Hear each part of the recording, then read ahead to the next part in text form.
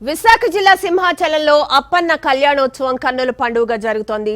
శ్రీ వరాహ లక్ష్మీ నరసింహస్వామి వార్షిక తిరు కళ్యాణ మహోత్సవాల్లో భాగంగా సింహగిరిపై ఎదుర్కోలు ఉత్సవం వైభవంగా జరిగింది. స్వామి అమ్మవార్లను ఎదురెదురుగా కూర్చోబెట్టి స్వామి అమ్మవార్ల తరపున పండితులు గుణగణాలను అభివర్ణించి ఎదుర్కోలు ఉత్సవాన్ని నిర్వహించారు.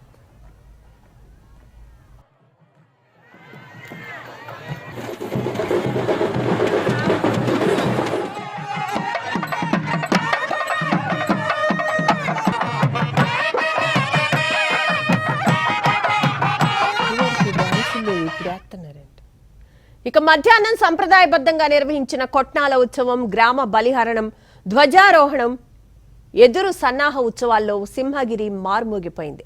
ఆ తర్వాత రాత్రికి సింహగిరిపై రథోత్సవం వైభవోపేతంగా సాగింది.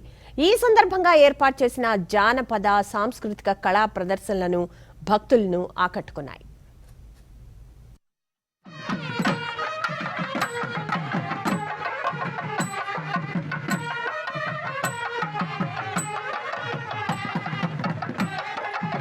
భారతావనిలో మన